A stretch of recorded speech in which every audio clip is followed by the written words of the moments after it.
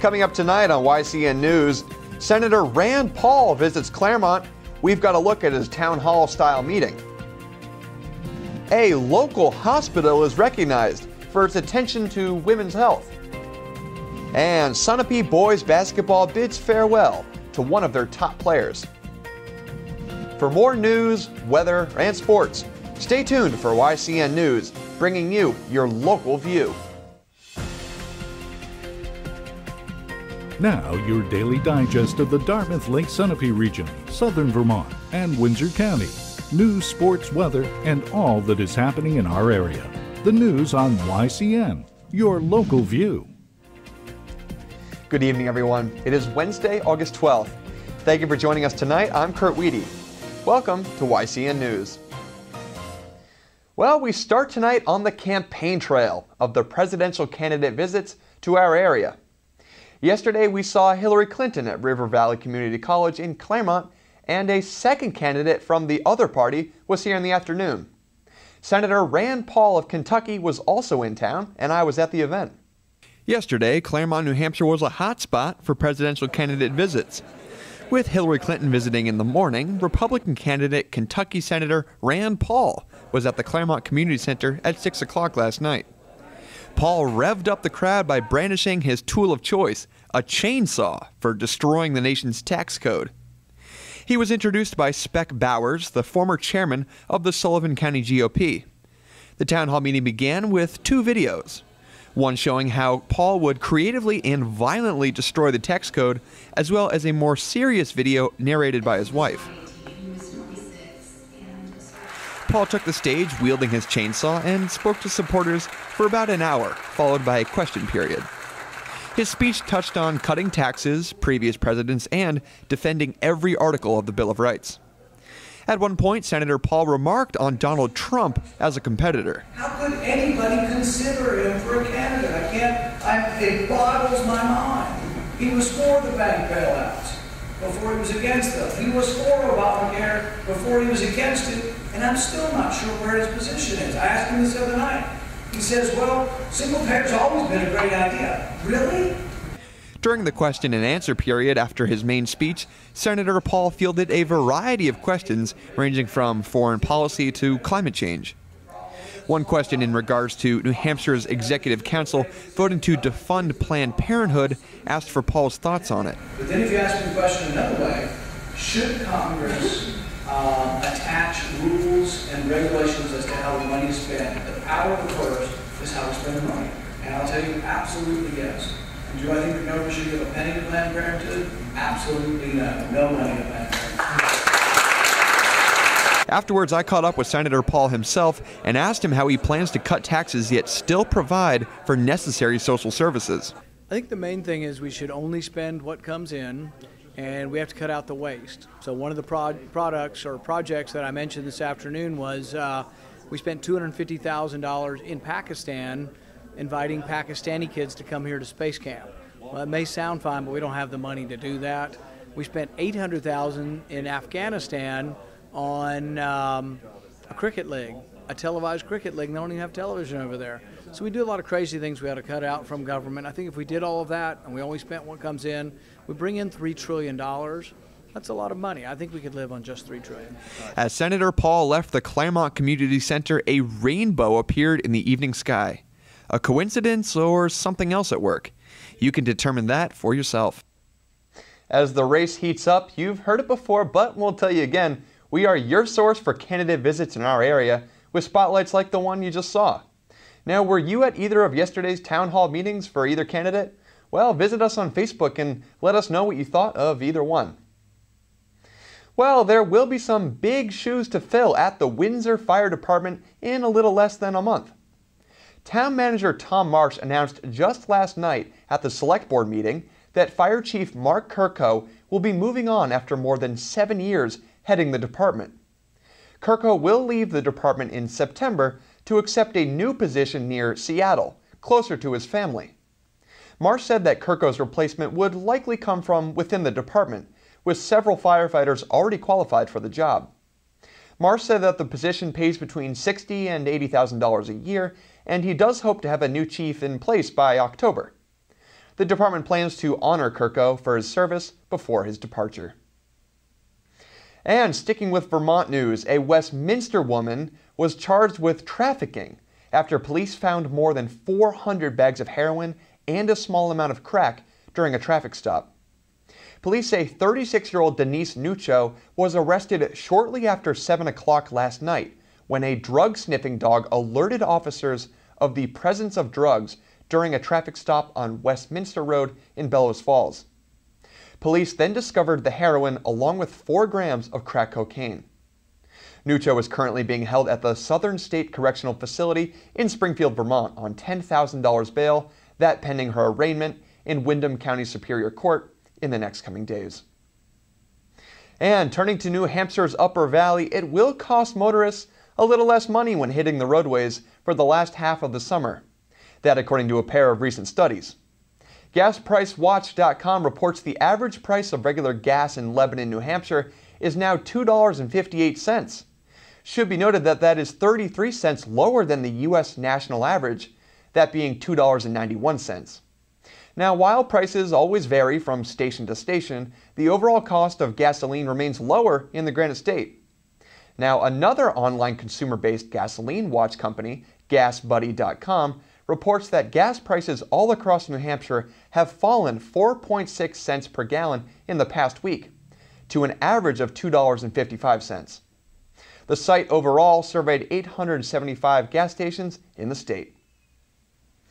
Well, coming up next on YCN News, a local hospital is recognized for its attention to women's health. We've got that story for you after the break, so please stay with us. The YCN News continues in a moment. Hey everyone, welcome back to YCN News. I'm Kurt Weedy. A Lebanon, New Hampshire hospital has received some accolades. Alice Peck Day Memorial Hospital received a citation for working on behalf of women's health care in the Upper Valley. Awarded by the Anthem's Quality in Sites program, the award goes to healthcare organizations providing breast cancer screening, participation in improving collaborative activity, electronic prescribing, and the use of technology in the community. The Women's Healthcare Center at APD provides comprehensive care for women of all ages and includes both traditional obstetric and gynecological services, as well as midwifery services. And speaking of Upper Valley hospitals, Dartmouth-Hitchcock has agreed to pay back almost $500,000. This coming after a recent audit by the U.S. Department of Health and Human Services, which concluded that the hospital improperly collected $1.5 million from Medicare. That occurred from 2011 to 2012. This audit found that Medicare overpaid the hospital by $771,000 for more than half of the claims sampled, with another $85,000 plus from claims that were unsampled. Now, from this, officials determined that the amount overpaid was about $1.4 million. Dartmouth-Hitchcock spokesman Rick Adams told the Valley News newspaper that the hospital disagreed with some of the audit's findings and conclusions, but that the hospital would make the recommended payment.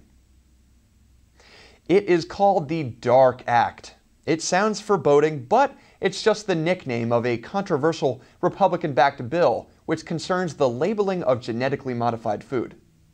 The official name of the bill is the Safe and Accurate Food Labeling Act of 2015. And according to Vermont Senator Patrick Leahy, it would deny consumers the right to know if their food was made with genetically modified ingredients, or more commonly known as GMOs. Now, in remarks made on Capitol Hill, Senator Leahy stressed the need to implement a law requiring the clear and obvious labeling of foods so Vermonters and all U.S. residents alike will know when genetically modified products are in their stores and ultimately on their tables. The DARK Act is currently under consideration by the U.S. Senate. On a different note, we turn our attention and our eyes, to the skies.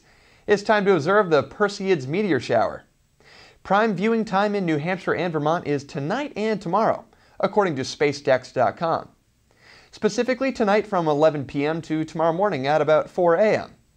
Now, on the average, under clear skies in total darkness, you can observe 50 to 80 meteors per hour. Wow! Here's how to see them. Once you find your spot, you can face the northeastern section of the sky, and halfway up you will see the Perseids constellation. You should enjoy a wealth of what will look like shooting stars. Now, with a little patience and unobstructed field of vision, you may be a little tired in the morning, but viewing of this annual summer meteor shower is, well, quite worth it. And finally, locally, Bernie Sanders has pulled ahead of Hillary Clinton in New Hampshire for the first time. That according to a Franklin Pierce University poll released just this week. Bernie Sanders topped Clinton with 44% compared to her 37% support among likely Democratic primary voters. Senator Sanders is also receiving support on the national level. A major union of nurses endorsed Sanders' presidential run just this week, posing a hurdle to Democratic frontrunner Hillary Clinton. She currently is working to lock down support from key elements of her party's base, according to the Wall Street Journal. The National Nurses United is known to be one of the more liberal unions, and the first show of support that Sanders has received from a national union. Well, coming up next on YCN News, we've got some Kearsarge Chronicle for you on this Wednesday night. Sean Bowman is speaking to Rebecca Corser of the Warner Historical Society. We will join them both at the Society and speak about the Mount Kearsarge Show. That's coming up after the break, so please stick around with us. The YCN News continues in a moment.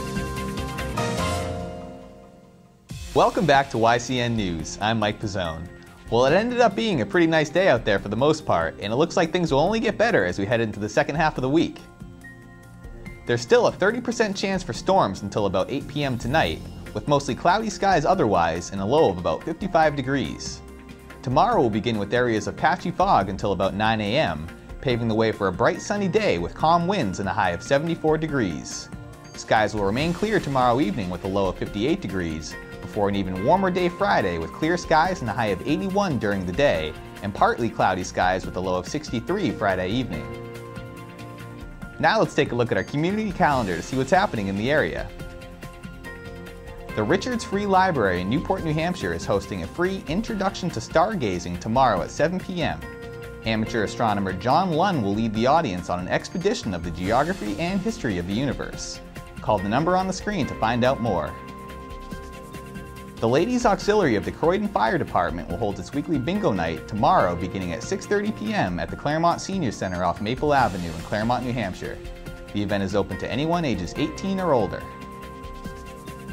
And the Claremont Farmers Market will be held tomorrow from 4 to 7 p.m. at the Broad Street Park in Claremont, New Hampshire. A variety of local vendors will be on hand offering meats, eggs, vegetables, and much more. The market will be held rain or shine and also feature live music. Well, there's mixed emotions in Sunapee as All-State boys basketball player Isaiah Chappelle announced earlier this week that he's leaving the school to attend Bradford Christian Academy in Haverhill, Mass. I got a chance to speak with Chappelle over the phone this afternoon to ask about the big move. It was like one of the toughest decisions, first of all, that I made. I think it's like the toughest decision I've made in my life, honestly. I was questioning it because I wasn't sure if I was ready, but then Brandon said, Coach Yo, he was like, all right, you should go to camp. So he got me into a bunch of camps, high-level camps. I went to Rhode Island, Pennsylvania to go play some camps, and I was playing against some of the best players, I'm guessing the country. And I was actually competing with them a little bit, so I just saw that I made a decision that I think I can finally actually play with these guys. And then once I started coming down here and playing summer league ball with them, I just saw how intense the game was and how much they just played so hard. And I loved it, and I'm just having so much fun playing. So I thought it was time. I'm gonna miss Sunapee a lot. Like, everyone's coming out this year. They all want to play with me. Coach didn't want me to leave and stuff like that. But it's just, I don't know. I'm going to miss it a lot. I love playing with Matt. It's going to be hard leaving him.